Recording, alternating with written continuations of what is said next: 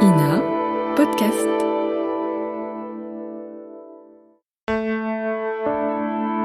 Ina Podcast.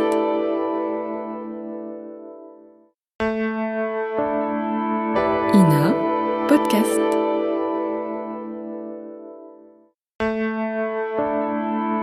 Ina Podcast.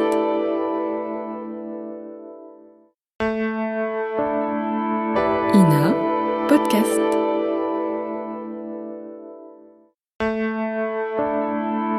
Ina Podcast.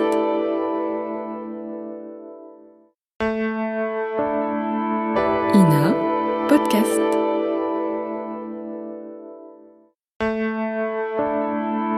Ina Podcast.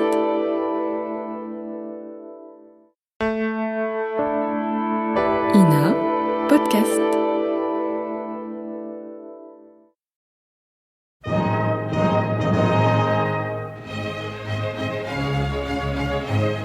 Bon baiser de partout.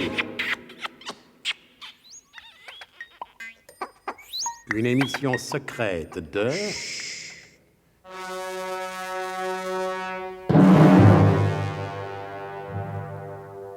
Donc, au seuil de cette nouvelle année, de ce nouvel épisode, la situation pour le colonel de Guerlas se résume par la formule suivante: prendre ou ne pas prendre la Bastille.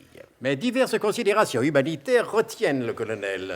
Vous rendez-vous compte, mon cher Bernemont, Oui, mon colonel. de l'étendue de ma responsabilité. Condamner tous les Français à commémorer le 14 juillet en plein hiver. Eh oui, je vous comprends, mon colonel. Que vont devenir tous ces charmants petits bals populaires? Eh oui. Les lampions sous la neige et les frimas. C'est toute une liturgie que vous vous apprêtez à modifier, mon Ah, colonel. sans compter que sur le plan du calembour, il faudra réviser tout ce qu'on nous a appris à l'école. On ne pourra plus dire c'est un peu tard du 14 juillet. Il faudra dire désormais c'est un peu tard du 5, du 6 ou du 7 janvier. Eh bien, si vous voulez mon avis, mon colonel, ça ne veut plus rien dire du tout. Mais mon colonel, la divine providence, en sa sage bonté, nous invite à voir le côté bénéfique de chaque événement. Si nous prenons la Bastille le jour où l'on célèbre l'épiphanie, le symbole ne manquera pas de grandeur. Je comprends pas pourquoi. Le révérend père fait allusion au jour des rois. Alors prendre la Bastille le jour des rois, ça ne demande pas d'une certaine crânerie républicaine. Oui, mais pour le calembour, c'est complètement fichu, mon colonel. Un peu tard du 6 janvier, vous vous rendez compte, mon colonel? Comment voulez-vous parvenir à faire rire avec un truc comme ça? Un peu tard du 6 janvier. Enfin, j'ai beau essayer, je ris pas. Moi, si, j'aurais plutôt tendance à me faire rire. Tiens, et pourquoi diantre, mon cher, tu nous l'es? Parce que moi, d'habitude, les plaisanteries, je les comprends jamais. Il n'y a pas que les plaisanteries, du reste. Je ne vois pas le rapport. Une plaisanterie qui fait pas rire les autres, qui rient tout le temps quand je ris pas, ça me ferait plutôt rire. Ils ont l'air malins avec leur intelligence. Messieurs, ne nous égarons pas en d'oiseuses considérations. Si nous voulons reprendre la Bastille, nous ne ferons pas envie d'instituer ou non un nouveau calembour, mais bien pour délivrer Mademoiselle Troscott. Ah, ça c'est juste, mon colonel, il faut bien le reconnaître. Pas seulement, nous ne savons pas si Mademoiselle Troscott se trouve véritablement dans les terrains de la Bastille. L'interrogatoire de Sostène Vorolé n'a rien donné. Ça commence à venir, mon colonel. Ah oui? Ah, vous m'aviez demandé de m'en occuper personnellement, mon colonel. Je m'en suis occupé personnellement. Et premier résultat? Assez encourageant, mon colonel. C'est-à-dire? Il m'a déjà signé une déclaration en 3 exemplaires, comme quoi c'était lui le véritable auteur du mortel coup de couteau par lequel périt notre bon roi Henri il y a quelques années de ça, avec des précisions et tout. Qu'est-ce que vous appelez précision? Eh bien, que ce monsieur Ravaillac, il était innocent, par exemple, et qu'il a péri victime d'une grossière erreur judiciaire. Ça, c'est une précision, je m'y connais pas. Tifris, je vous ai 1000 fois déclaré à vous et à tous vos camarades que je ne voulais pas qu'on employât au SDUC des méthodes qui déshonorent tous les autres services secrets. Et quand je dis service, il ne faut pas comprendre sévice. Eh bien, pour moi, c'est la même chose, vu que je prononce à peu près Ouais, pareil. ouais. Service ou sévice, je vois pas où elle est la différence. À moins que ce soit pour humilier le pauvre Antillais qu'on voit déjà tant et tant, de toutes les couleurs, comme disent ceux qui sont racistes. Tifris, alors un peu de silence. Je vous pose une question grave à laquelle je veux que vous me répondiez avec la gravité qui convient. Avez-vous employé la torture? L'abominable torture pour arracher à Sostène Vorolé des aveux aussi délirants? Non, mon colonel. Moi, je travaille toujours au rhum, au bon vieux rhum de la Guadeloupe. Et il est bien rare qu'avant la fin du tonneau, le suspect, il n'ait pas vidé son sac. D'ailleurs, avec votre permission, j'y retourne de ce pas. Et l'adjudant fit comme il venait de le dire, il y retourna de ce pas. Pendant ce temps-là, dans un sombre cachot, mademoiselle Truscott soupirait. Célestine, ma fille, tu as été bien imprudente. Oui, mademoiselle Truscott se prénommait Célestine, et elle était en vérité la seule personne qu'elle osa ainsi tutoyer. Ah oui, ma fille, ma pauvre Célestine. En vérité, tu as été bien imprudente. Tu as péché par orgueil, tu t'es cru plus forte que les autres, tu as voulu toute seule percer le fabuleux mystère du rayon à démonter le temps, et te voilà dans ce cachot. Là, c'est bien fait, bien fait, bien fait. Ça t'apprendra la prochaine fois. S'il y a une prochaine fois. Pauvre petite sotte qui a voulu se mêler de ce qui ne la regardait pas. Qu'allez-vous faire de moi, chère comtesse?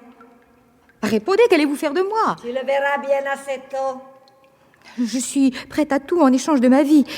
Je vous promets de ne rien révéler à Hubert. Tu n'as pas besoin de me promettre. Tu ne reverras jamais le chef du SDUC.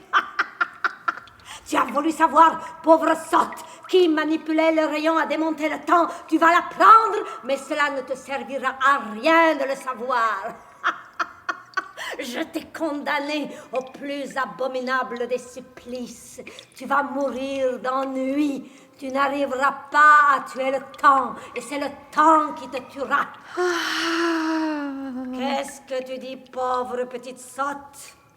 Ah, rien, comtesse, je bâillais. Ah, tu vois, ça commence. Mais pendant ce temps-là, à la Folie Bergère, dans le village de Passy, le colonel recevait le rapport du révérend père Podmurge. Ah, mauvaise nouvelle, mon fils. Je vous écoute, mon révérend père. Selon vos instructions, je me suis livré à un sondage d'opinion dans différents quartiers de la capitale du royaume. Oui, et alors? Et certes, les gens en général trouvent que les choses pourraient aller mieux qu'elles ne vont en ce moment. Bon, ça, bon. Ils critiquent également le gouvernement. Il n'est qu'à mettre la conversation sur le fisc et la gabelle pour les voir aussitôt prendre feu et flamme et déclarer qu'ils sont les seuls à payer des impôts alors que les autres n'en paient pas. Oui, oh bah, ça n'a pas changé d'ailleurs. Sans doute parce que c'est toujours aussi vrai. Mais pourquoi m'avoir annoncé de fâcheuses nouvelles? Le terrain me semble propice, au contraire, à une émeute qu'on pourra transformer en révolution. Non, mon colonel, non, hélas. À la question que représente pour vous la Bastille, j'ai obtenu les réponses suivantes.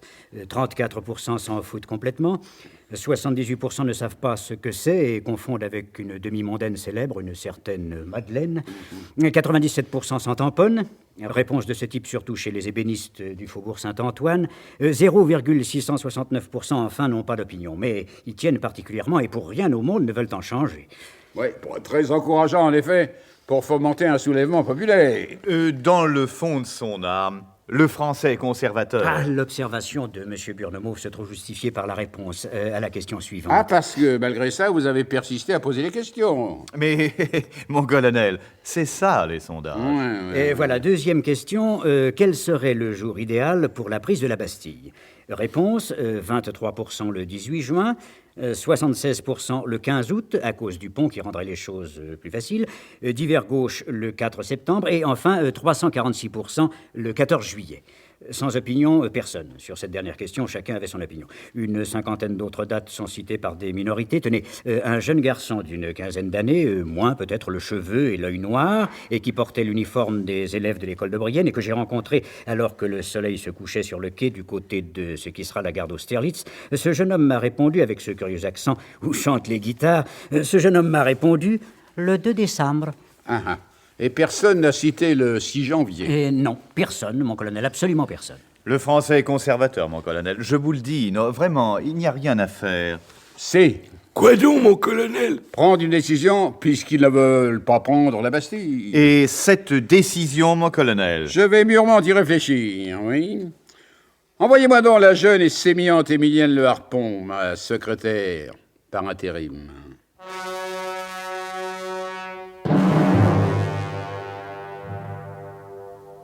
Quelle décision prendra le colonel? Nos amis arriveront-ils à temps pour sauver Mademoiselle Truscott de l'ennui qui commence à la ronger inexorablement? Que deviennent Zorbeck le Gras et Wilhelm Fermtag? Puisque le Français est un homme de tradition, nous ne pouvons que vous inviter à vous mettre à l'écoute des prochains épisodes De notre grandiose épopée pré-révolutionnaire? Bon baiser de partout. C'était Bon baiser de partout. Une émission secrète de... Pierre Dac et Louis Rognoni. Décryptage et mise en code, Jean-Wilfried Garret.